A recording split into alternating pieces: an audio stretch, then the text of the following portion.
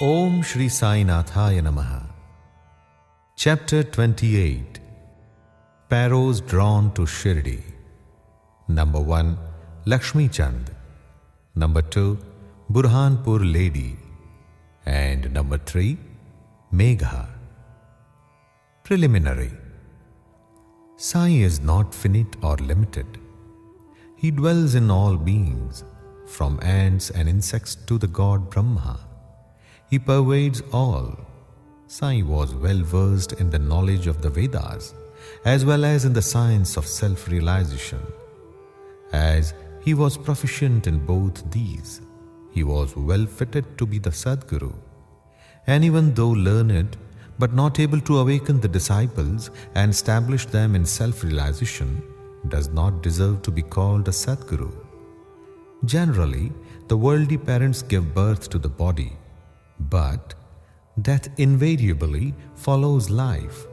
But Sadguru does away with both life and death. And so, he is more kind and merciful than anybody. Sai Baba often said that, "Let his man be at any distance, 1,000 kos away from him. He will be drawn to Shirdi like a sparrow, with a thread tied to its feet." This chapter describes the stories of 3 such sparrows. First sparrow, Lala Lakshmi Chand. This gentleman was first serving in the Sri Venkateshwar Press in Mumbai, then in the railway department, and afterwards in the firm of Messrs. Raleigh Brothers and Company as a munshi, that means clerk. He came in Baba's contact in 1910. 1 or 2 months before Christmas, he saw in his dream at Santa Cruz, a suburb of Mumbai, an old man with a beard standing and surrounded by his bhaktas. A few days later, he went to the house of his friend, Mr. Dattatreya Manjunath Bijur, to hear the kirtan by Das Ganu. It was always the practice of Das Ganu to keep Baba's picture in front of the audience while doing the kirtan.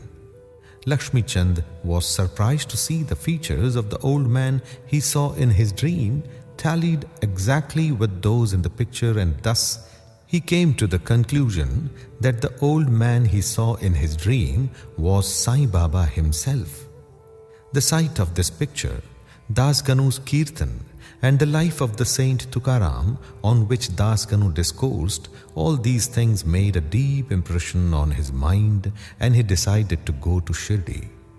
It is always the experience of the bhaktas that God always helps them in their search for Sadguru and other spiritual endeavors. That very night, a friend named Shankar Rao knocked at his door and asked him whether he would accompany him to Shirdi.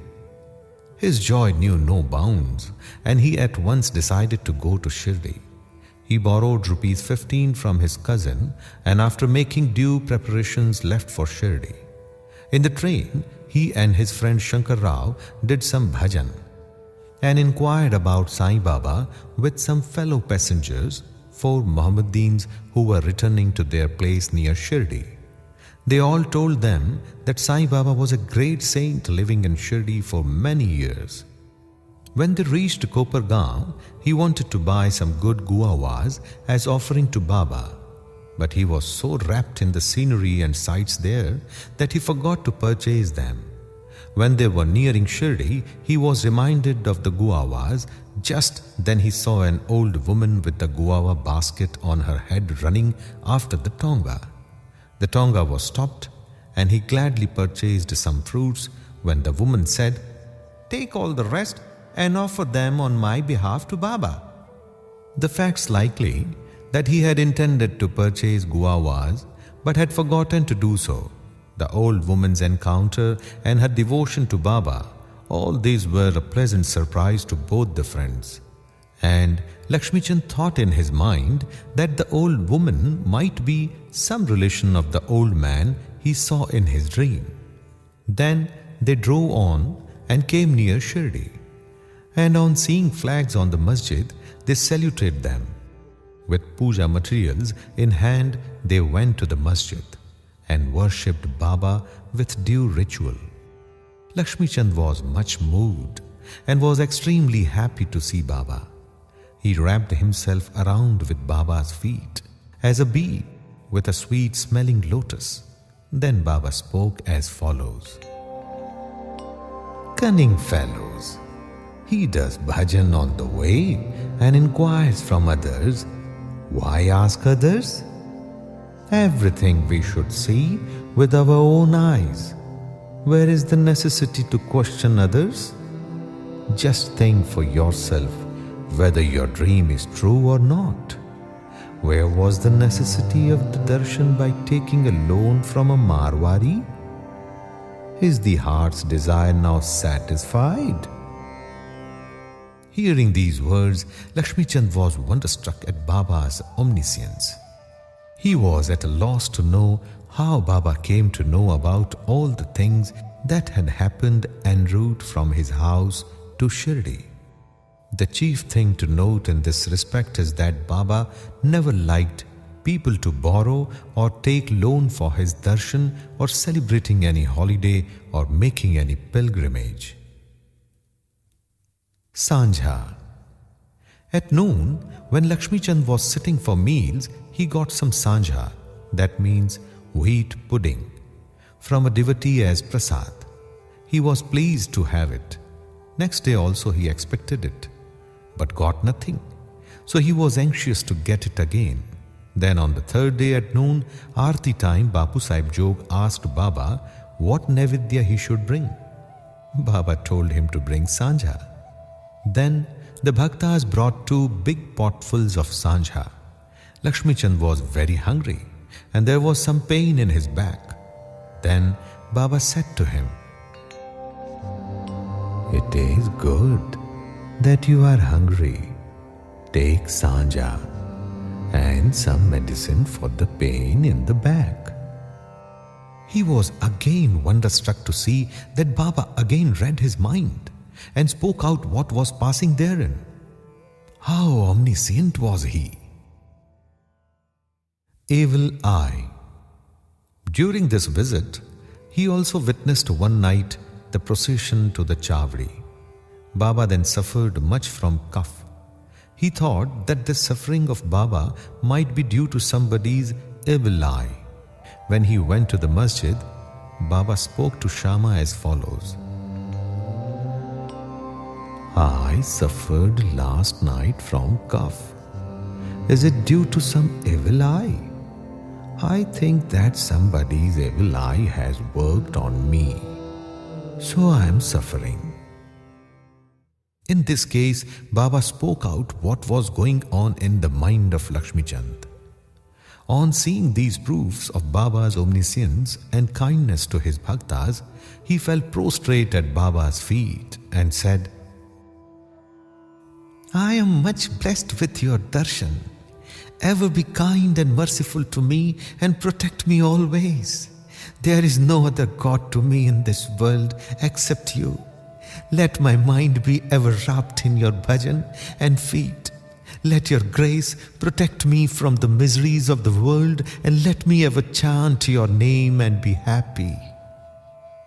After getting Baba's udi and blessings, he returned home with his friend, much pleased and contented, and was singing Baba's glory on the way.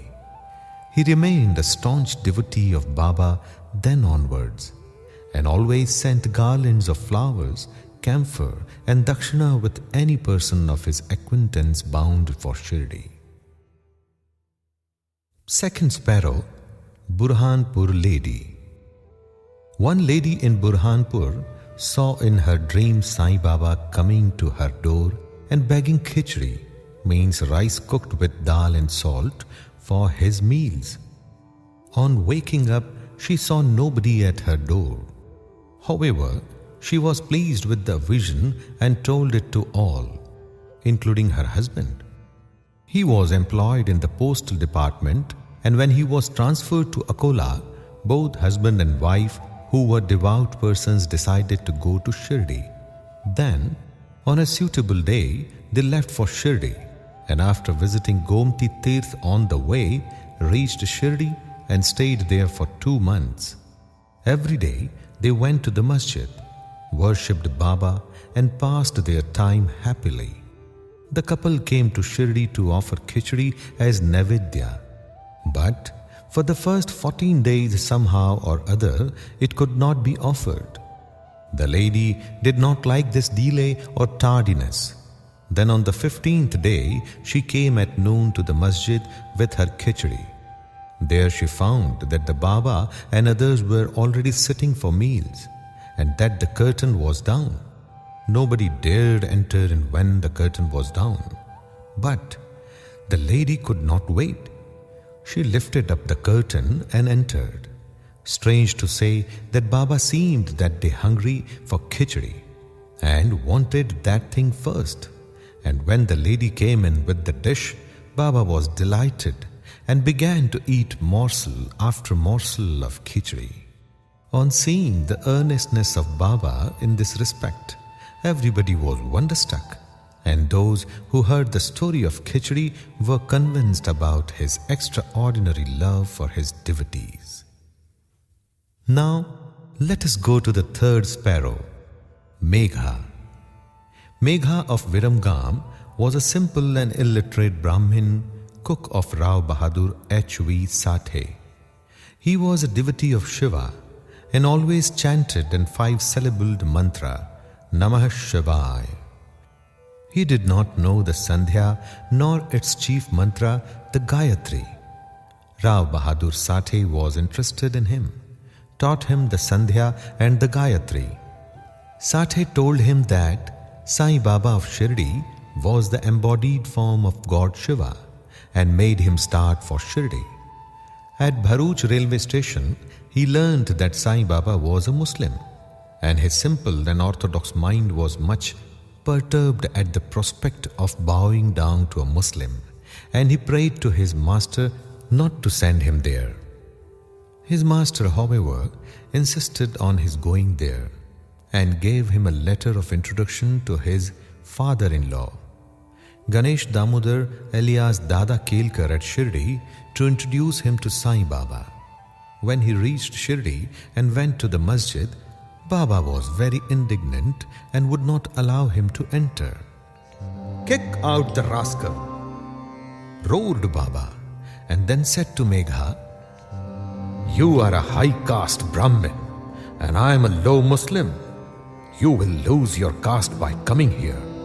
Just get away." On hearing these words, Megha began to tremble. He was wondering as to how Baba had come to know about what was passing in his mind.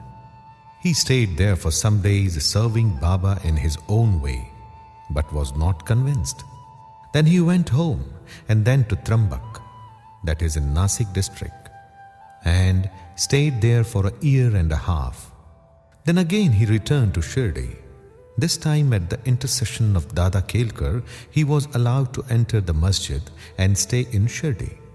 Sai Baba's help to Megha was not through any oral instruction.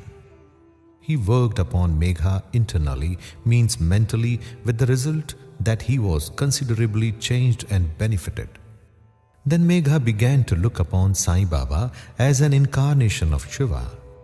In order to worship Shiva, bay leaves are required, and Megha used to go miles and miles every day to bring them and worship his Shiva, means Baba. His practice was to worship all the deities in the village and then come to the masjid. And after saluting Baba's Gadi, means Asan, he worshipped Baba. And after doing some service, means shampooing his legs, drank the washings, means Tirth, of Baba's feet.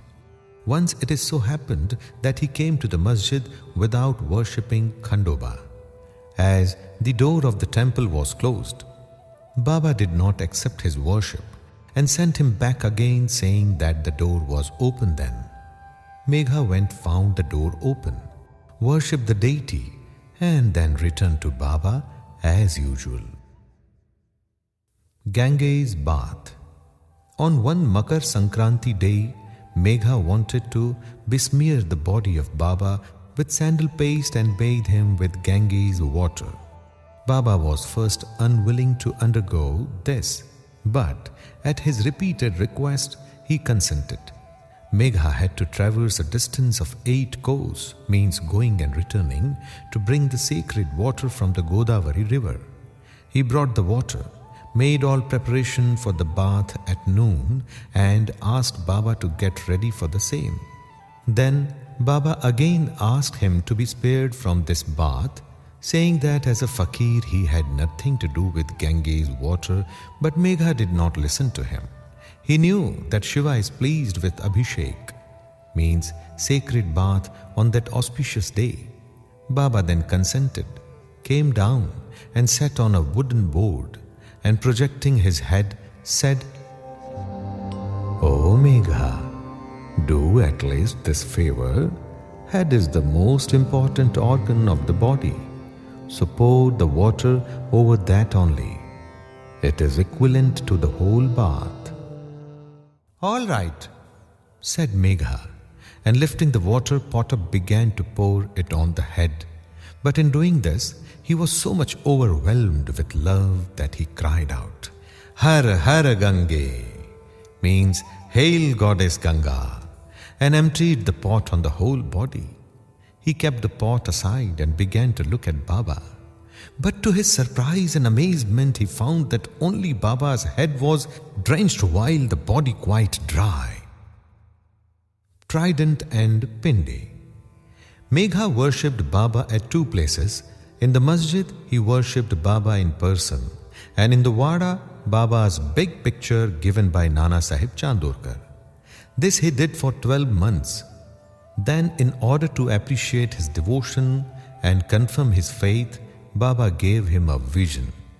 One morning when Megha was still lying down on his bed with eyes closed but internally awake, he saw clearly Baba's form.